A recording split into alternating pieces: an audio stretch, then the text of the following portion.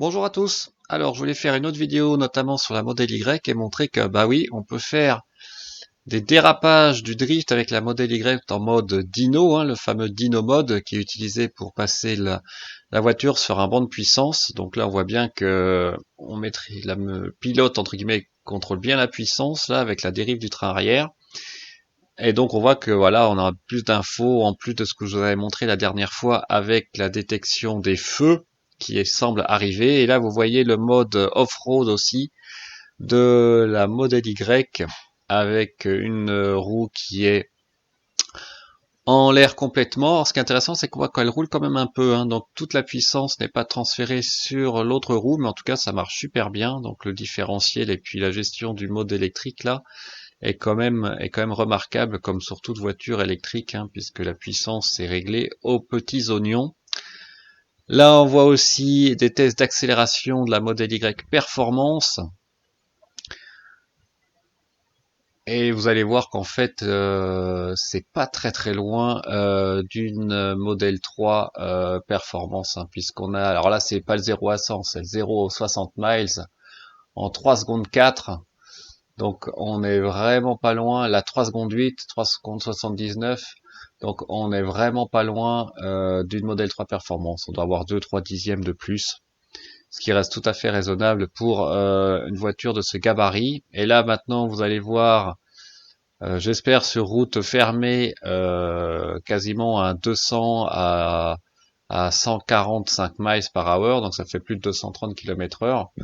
On voit là que on va voir les 1000 pieds en 10 secondes, le quart de mile en 11,96. Je pense que c'est à peu près une demi-seconde de plus qu'une Model 3 Performance, donc ça reste quand même assez remarquable.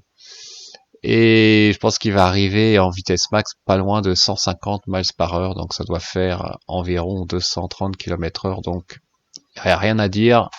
Ça marche quand même fort, une Model Y Performance. Et là, vous voyez les différents paramètres enregistrés, donc la vitesse, l'accélération horizontale presque jusqu'à 1G au départ, et puis on voit qu'on arrive aux 60 miles en un peu moins de 4 secondes, donc 3 secondes 7, 3 secondes 8, et la vitesse de pointe au quart de mile n'est pas vraiment loin d'une Model 3 Performance, donc c'est vraiment très très impressionnant. Alors l'autre information dont je voulais parler, c'était la possibilité de mettre un crochet d'attelage sur la Model Y. Alors, si vous vous souvenez bien, j'avais montré qu'à l'arrière du pare-choc, il y avait un rectangle en plastique qu'on pouvait probablement enlever, et je me demandais si on pouvait donc, en enlevant cet opercule, fixer directement l'attelage en colle de cygne, qu'on peut acheter facilement dans les centres auto, et donc pour ça il faudrait qu'il y ait le support de fixation déjà à l'intérieur du pare-choc de la Model Y. Alors il y a un collègue américain qui a pu regarder plus préciséement en enlevant donc ce cache en plastique qu'était le système de fixation, et si on avait surtout un déjà derrière cet opercule. Alors c'est ce qu'on va voir tout de suite. Il va vous montrer qu'en fait c'est assez facile à enlever, c'est avec des clips, des clips, donc vraiment pas compliqué à enlever. Et après donc il va regarder de plus près à l'intérieur qu'est-ce qu'on a dans ce volume vide, et est-ce qu'on a vraiment un système de fixation. Alors la réponse est non. Il n'y a pas de système en fixation juste au-dessus pour pouvoir mettre un attelage en colle de cygne par exemple, qu'on viendrait clipser. Donc c'est clair que là il n'y a rien. Par contre il y a quand même la barre là de renfort, donc je sais pas exactement de quelle barre il s'agit, mais a priori sur les côtés il y aurait quand même une possibilité de fixer donc un système d'attelage. Donc ça sera peut-être une option, soit par Tesla ou par des fabricants tiers, mais en tout cas a priori ce serait possible a priori, donc avec des pincettes évidemment, mais ce serait une bonne nouvelle. Et moi, je me serais pas étonné quand même que Tesla offre en option plus tard de pouvoir avoir un système d'attelage, ce qui serait une bonne nouvelle. J'espère que ça sera pas comme sur la Model 3 où vous devez le prendre d'emblée, ou alors vous êtes coincé, vous pouvez plus l'installer a posteriori. Donc j'espère que le système est plus intelligent sur la Model Y. Et enfin, le dernier point que je voulais parler avec la Model Y, évidemment, c'est la consommation. Donc, je vous remontrerai d'ailleurs juste après la photo du système de pompe à chaleur. Alors ça y est, ça a été démonté déjà, et on voit la pompe à chaleur sur la Model Y. Et là, vous allez voir que la consommation, donc c'est 70 miles, ça doit faire à peu près 110-115 km/h. Eh bien, c'est pas mal. Donc voilà ce que ça donne. Ça fait une vitesse moyenne d'environ 110-112 km/h, une consommation d'environ 168 Wh au kilomètre. C'est vraiment pas mal car c'est ce que j'ai moi sur ma Model 3 performance de base, donc avec des roues de 18 pouces. Donc si on considère l'aérodynamisme de la voiture, les roues aussi, c'est vraiment bien. Avec un pack 75, en fait, ça va revenir à une Model 3 performance a priori sans problème. Alors ensuite, à voir ce que ça donnerait à 130, parce que évidemment, on n'est pas en France, on n'est pas sur les autoroutes françaises.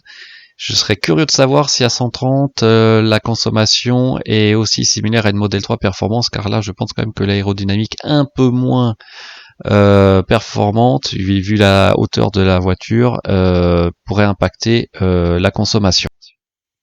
Alors l'autre élément que je voulais vous montrer, c'était la fameuse pompe à chaleur qui est dans la Model Y. Donc là voilà. Donc la grande question évidemment, c'est de savoir si elle va être mise aussi sur les modèles 3 au cours de cette année. J'ai un petit doute, ou en 2021. À mon avis, il n'y a pas de raison que ça ne puisse pas l'être, puisque en termes d'emplacement et de volume, ça doit rentrer sans problème, même si la voiture est un peu plus basse sur la Model 3. Donc ça aussi à surveiller de très près. Enfin, la dernière info dont je voulais vous parler, c'est que a priori en Chine, pour les Model 3 cette fois-ci, ils utiliseraient pour la Standard Range un type de batterie plus simple, sans cobalt, qui coûte moins cher, tout simplement parce que leur densité aussi d'énergie est a priori moins bonne que les batteries lithium-ion. Mais comme sur la Standard Range, elle ne fait que 50 kWh, ils auraient toujours assez de place pour la mettre dans la voiture, mais comme elle coûte vraiment moins cher, a priori, 25% d'après Automobile Prop, ça pourrait être une bonne affaire pour Tesla d'abord, et aussi peut-être pour les acheteurs s'ils baissent le prix d'attaque de la Model 3 Standard Range. Donc à surveiller, est-ce que ça sera en Chine qu'elle sera proposée? À voir. En tout cas, on voit que Tesla manque pas d'idées, et puis je vous rappelle qu'en ce moment, ils ont arrêté leur production à Fremont, notamment pour donner des masques et puis fabriquer aussi des respirateurs artificiels. Donc ils chôment pas, et ils chôment pas non plus au niveau du camion.